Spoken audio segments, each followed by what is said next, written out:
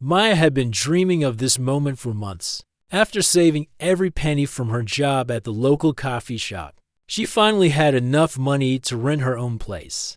The small apartment wasn't fancy, but it was hers, located on the third floor of an old building downtown.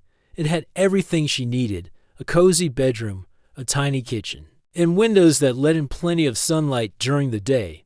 The landlord, an elderly man named Mr. Kim, seemed almost too eager to rent the place to her. When Maya asked why the rent was so low compared to other apartments in the area, he just smiled and said something about wanting a nice tenant who would take care of the place. She didn't think much of it at the time. After all, who doesn't love a good deal? Moving day was exhausting but exciting. Maya spent the entire weekend arranging her furniture and decorating the walls with her favorite photos and artwork. By Sunday night, she was completely worn out but happy. The apartment finally felt like home. The first 2 nights were perfect.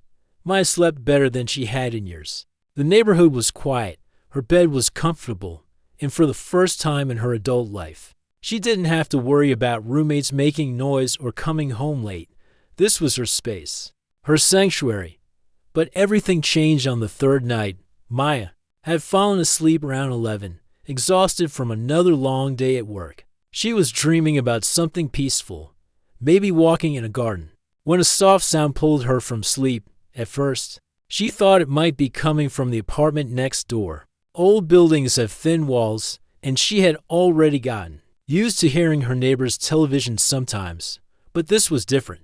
It wasn't the muffled sound of a TV or radio bleeding through the walls. It was music, but not like any music she had ever heard before. The melody was hauntingly beautiful, almost like someone was humming a lullaby. But the notes seemed to float and dance in ways that made her skin tingle. Maya lay still in her bed, listening. The sound was definitely coming from inside her apartment, not from next door. Her heart started beating faster. She lived alone.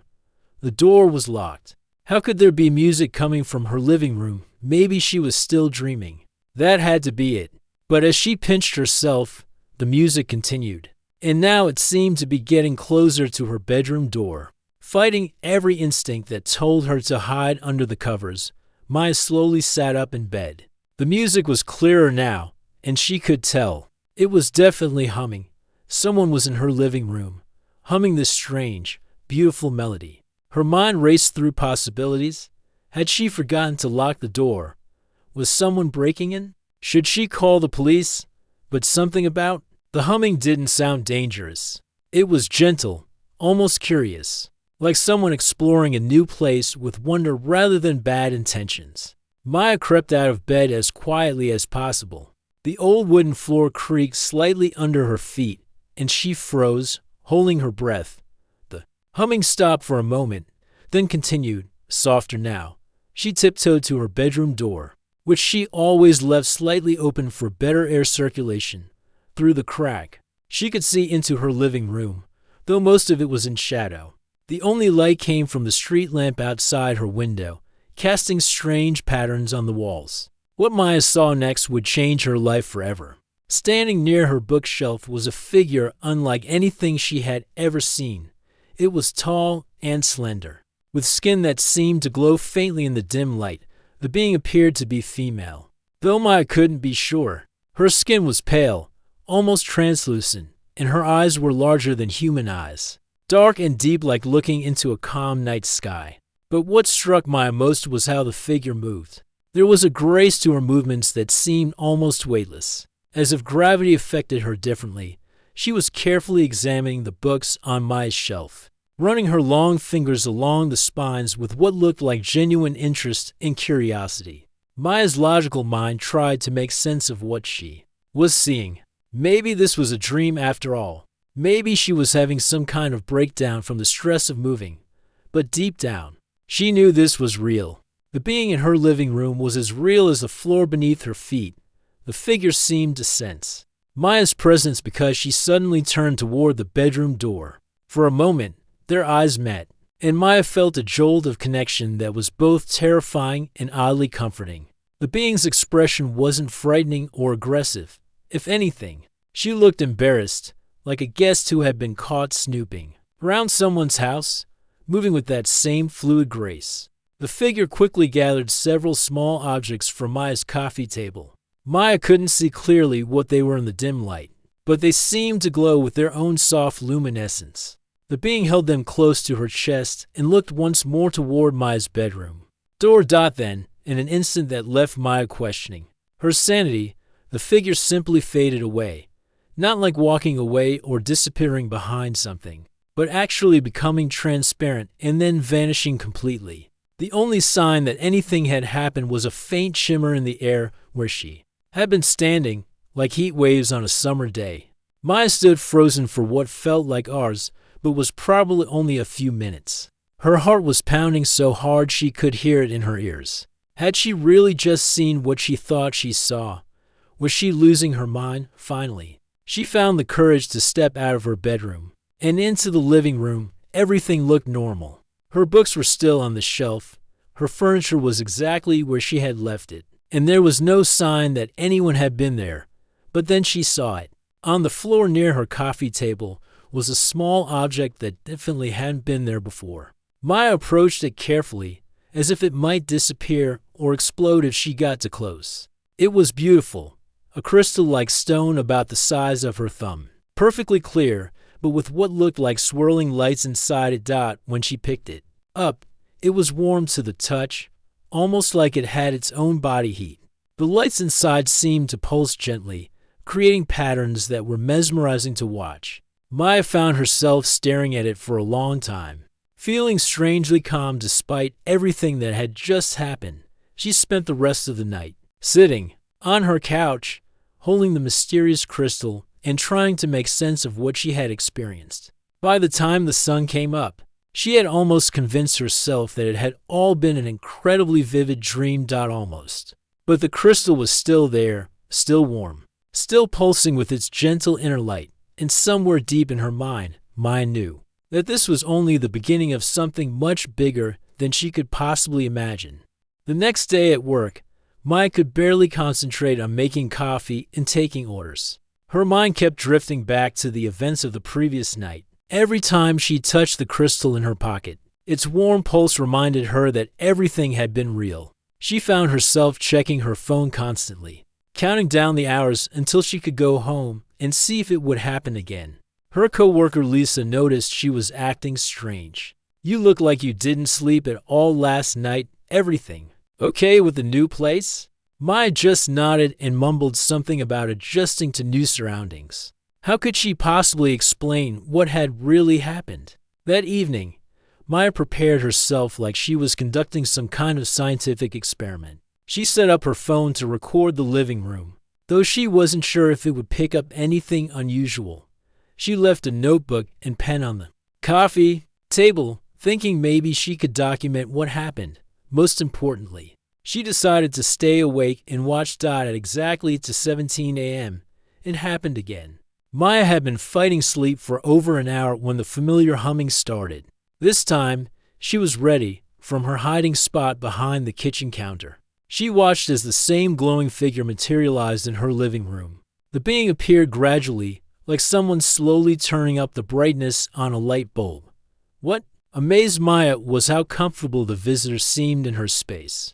The being moved around the living room with familiar ease, as if she had been there many times before. She examined different objects with careful attention, picking up Maya's favorite mug, studying a houseplant, even flipping through a magazine that was left on the side table. But it was what happened next that really surprised Maya. The being began rearranging things, not in a messy or careless way, but with purpose.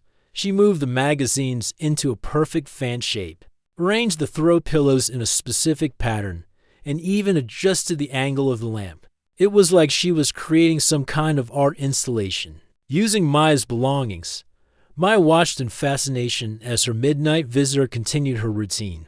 The being spent extra time looking at the photos on Maya's walls, tilting her head curiously at pictures of Maya's family and friends. She seemed particularly interested in a painting Maya had bought at a local art fair, a colorful abstract piece that had always made Maya feel happy just looking at it. Then came the most incredible part. Just like the night before, the being left something behind. This time it wasn't just one crystal, but 3 different objects placed carefully on the coffee table. Even from her hiding spot, Maya could see they were glowing softly.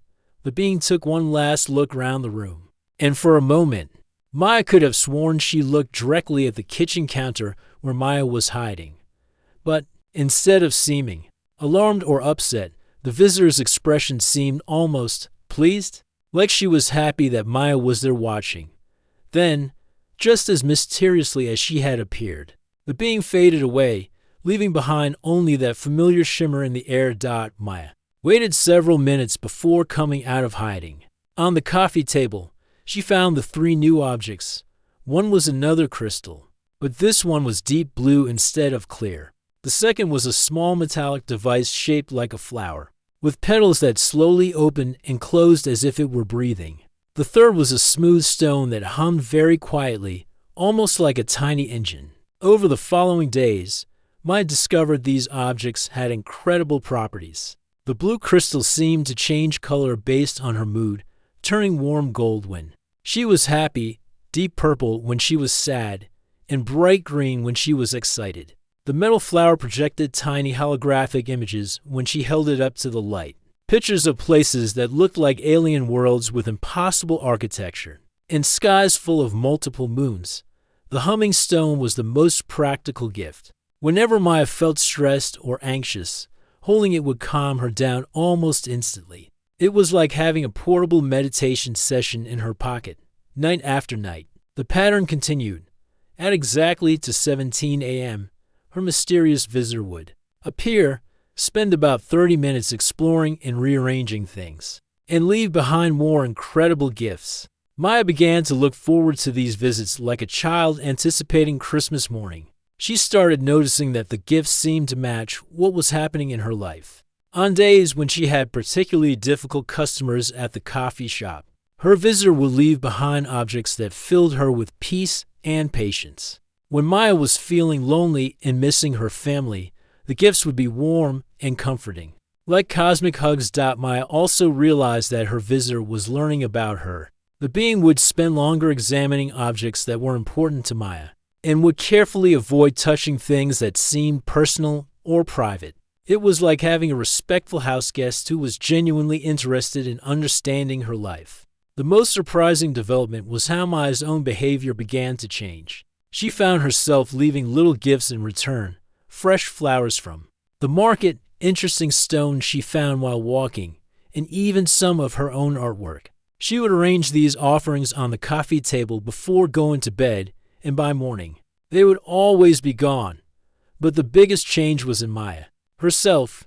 The constant wonder and anticipation of the nightly visits made her feel more alive than she had in years. She started paying more attention to small details in her daily life, wondering what her mysterious friend might find interesting about the human world. Maya's apartment had become something magical, a meeting place between 2 different worlds. And while she still had no idea who her visitor was or where she came from, Maya was beginning to understand that this was about more than just strange gifts and midnight encounters. Something important was happening, and somehow she had been chosen to be part of it. Every morning, she would carefully pack the new objects away in a special box, creating a growing collection of impossible things that proved her incredible.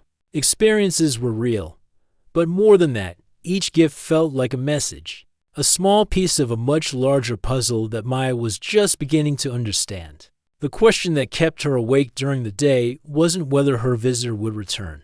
Maya was certain she would. The question was what would happen next, and how long this amazing secret could remain just between the 2 of them. 6 weeks had passed since Maya's first encounter, and her life had completely changed.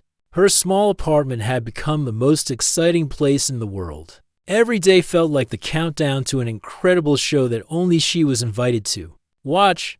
The collection of mysterious gifts had grown so large that she had to buy a special chest to keep them all organized. Maya had become an expert at reading her visitors' patterns. She knew that on nights when it rained, her mysterious friend would spend extra time by the window, watching the water droplets race down the glass, When Maya played soft music before bed, her visitor would sway gently to the rhythm, as if music was a universal language they both understood. But Maya was getting restless. The one-sided nature of their relationship was starting to feel limiting.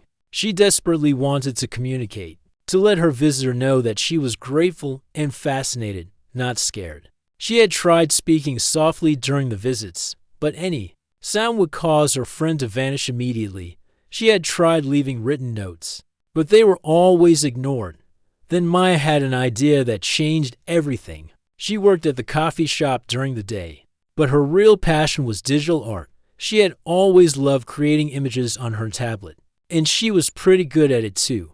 Maya decided to try a different approach to communication. Instead of words or sounds, maybe they could talk through pictures. That evening, Maya set up her tablet on the coffee table with a simple drawing program open. She had spent hours creating a welcome message, a colorful image showing a smiling figure that was clearly meant to represent herself, surrounded by all the gifts her visitor had given her. At the bottom, she had drawn two figures standing together, peacefully, hoping to show that she wanted friendship, not conflict. When 2:17 a.m. arrived, Maya held her breath and watched from behind the kitchen counter. Her visitor appeared as usual, moving through her familiar routine. But when she reached the coffee table and saw the tablet, everything changed. The being stopped and stared at the screen for what felt like forever. Then, slowly, she reached out and touched the tablet's surface. Maya watched in amazement as her visitor figured out how to use the drawing program almost instantly, with movements that were both careful and confident. She began to create. What appeared on the screen took Maya's breath away. Her visitor was creating the most beautiful artwork Maya had ever seen. The image showed a vast landscape unlike anything on Earth. There were floating islands connected by bridges of light, trees that glowed like lanterns, and a sky filled with 3 different moons. In the foreground, figures that looked like Maya's visitors were going about their daily lives in what looked like perfect harmony. But the most incredible part was what her visitor drew next. In the corner of the image, she created a small portal or doorway, and through it, she drew Maya's apartment, complete with accurate details like the plant by the window and the abstract painting on the wall. It was like she was showing Maya that their 2 worlds were connected. Maya couldn't contain her excitement any longer. Without thinking, she stepped out from behind the counter. Her visitor looked up, startled, but this time she didn't disappear. Instead, she straightened up and looked directly at Maya with those deep, dark eyes. For several seconds, they just stared at each other across the small living room. Maya could feel her heart pounding, but it wasn't from fear anymore. It was from pure wonder. Her visitor was even more beautiful up close, with features that were both alien and somehow familiar at the same time. Slowly, Maya approached the coffee table, keeping her movements gentle and non-threatening. Her visitor watched her carefully but didn't back away. When Maya reached the tablet, she pointed to the image of herself that her visitor had accurately included in the drawing, then pointed to herself.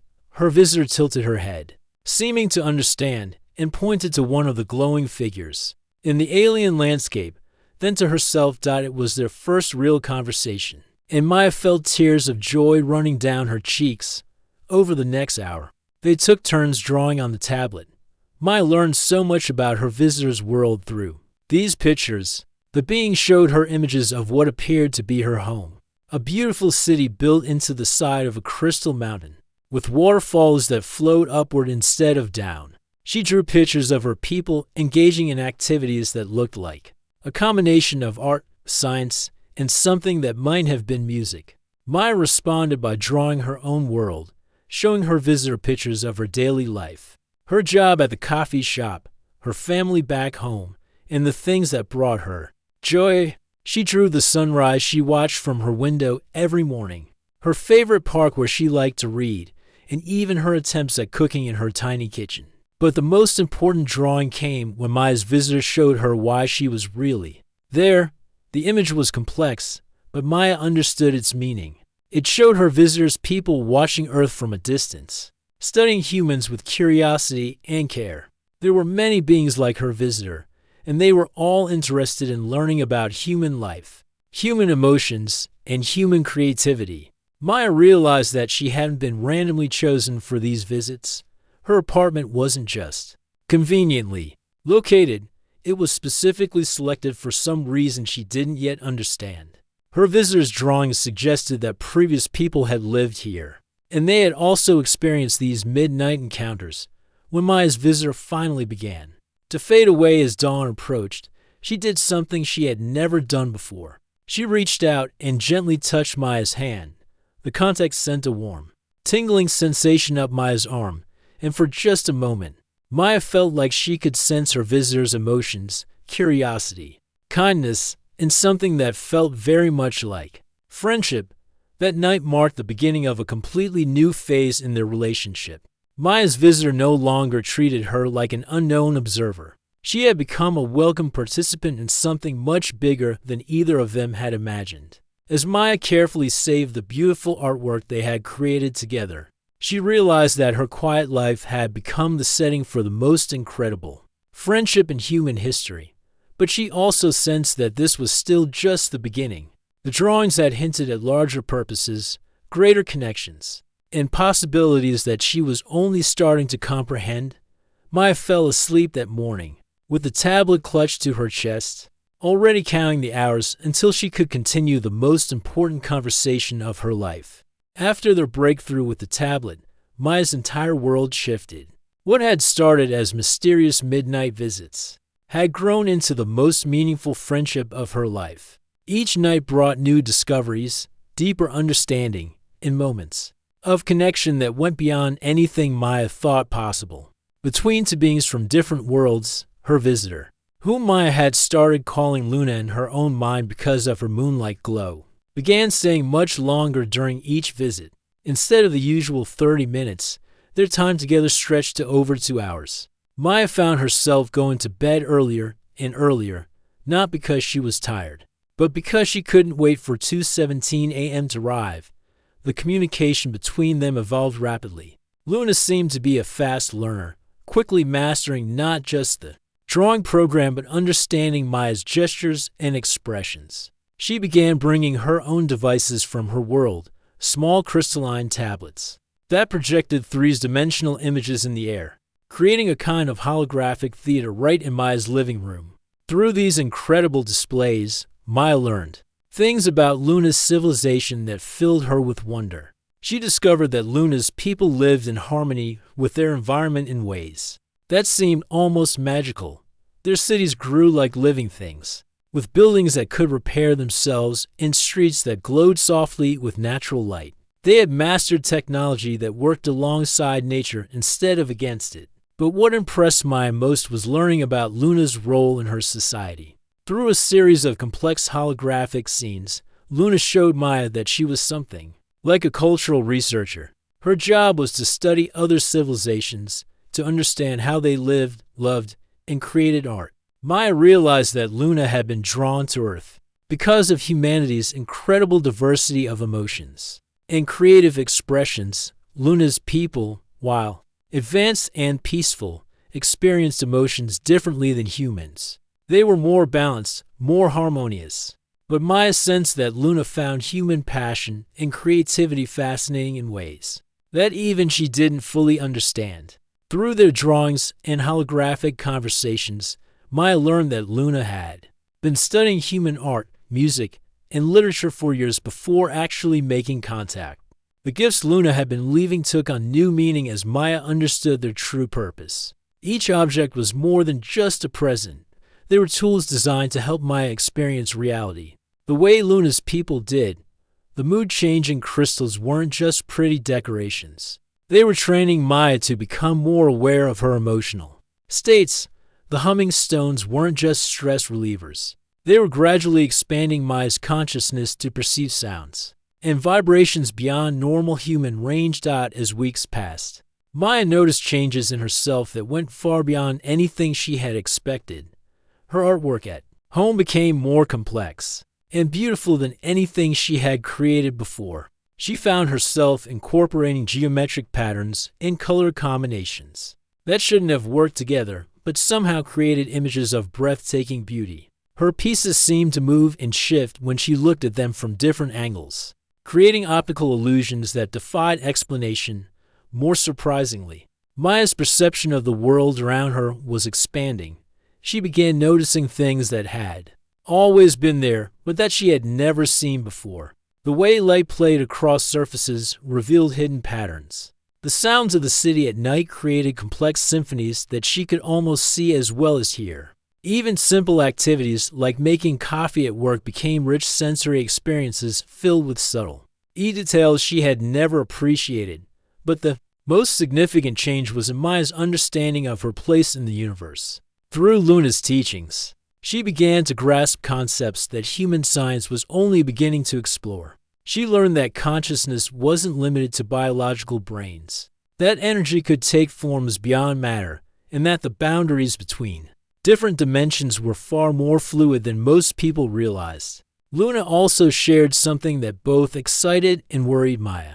Her people had been observing Earth for a very long time, and they weren't the only ones. There were many different civilizations throughout the galaxy that were aware of humanity's existence. Most maintained strict policies of non-interference, believing that each species should develop naturally without outside influence. However, Luna belonged to a smaller group within her civilization that believed in careful, limited contact with promising individuals. They thought that gradual introduction to cosmic perspectives could help humanity prepare for the larger universe they were part of. But this approach was controversial, even among Luna's own people. Through increasingly urgent holographic messages, Luna revealed that her unauthorized contact with Maya was putting both of them at risk. Her people's governing council had become aware of her activities, and there were others who believed that any contact with humans was dangerous, not because humans were threatening, but because they feared that premature exposure to advanced concepts could harm humanity's natural development. Maya learned that her apartment building had been chosen very carefully. Mr. Kim, her landlord, wasn't just a helpful old man who offered good deals on rent.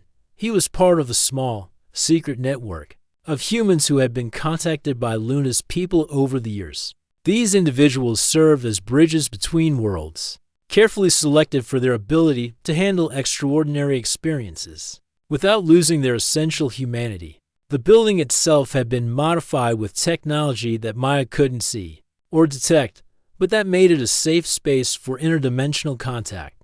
The thin barriers between worlds that Luna had mentioned weren't random. They had been deliberately created as meeting points for cultural exchange. As Maya absorbed all this information, she realized that her quiet life had become the center of something much larger and more important than she had ever imagined. She wasn't just Luna's friend. She was potentially humanity's first official ambassador to an advanced alien civilization.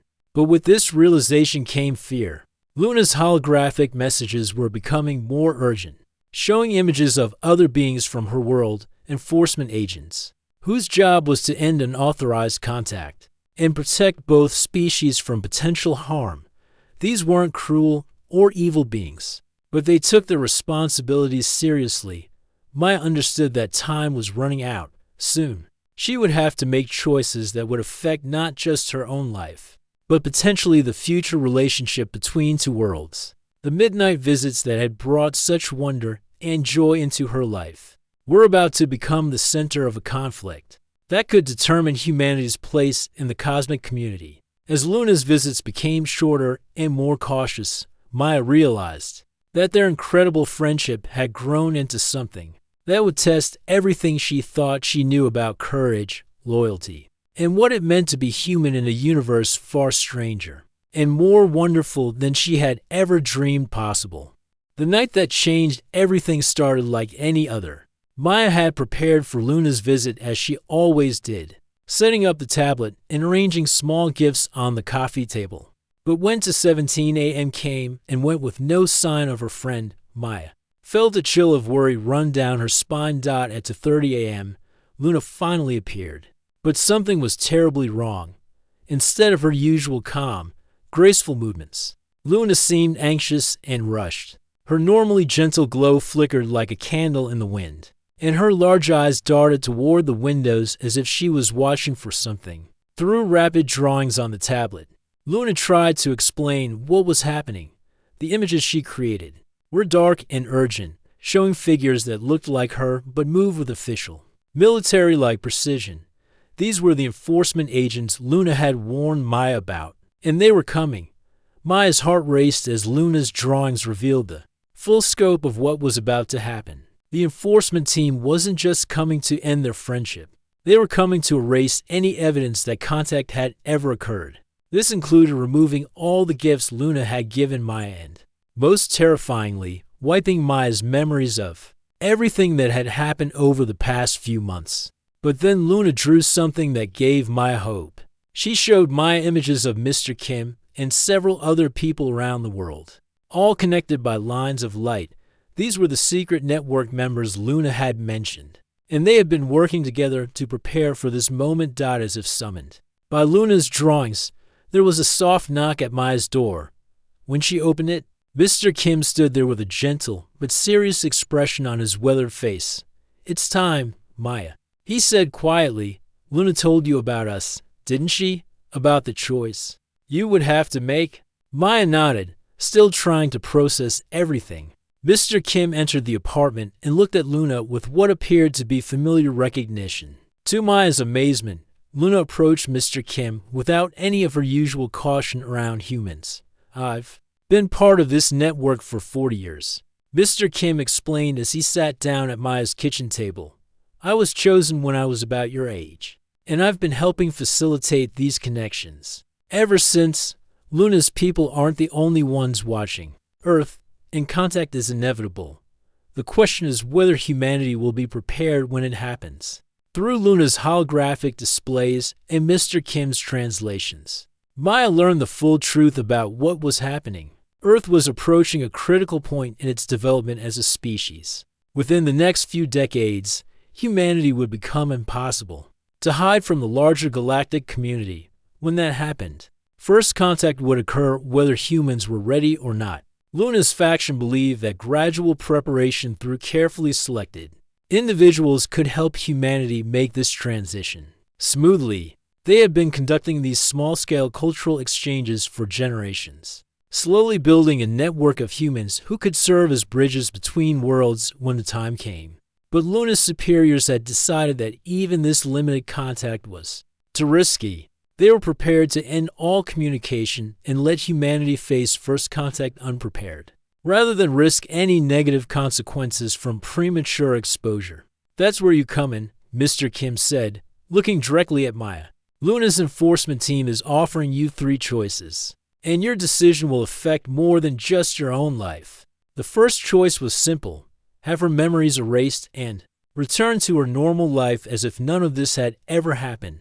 She would be safe, but humanity would lose one of its potential ambassadors to the stars. The second choice was to join Luna in her world, leaving Earth behind forever to become a bridge between civilizations from Luna's side. Maya would gain incredible knowledge and experience, but she would have to abandon everyone and everything she had ever known.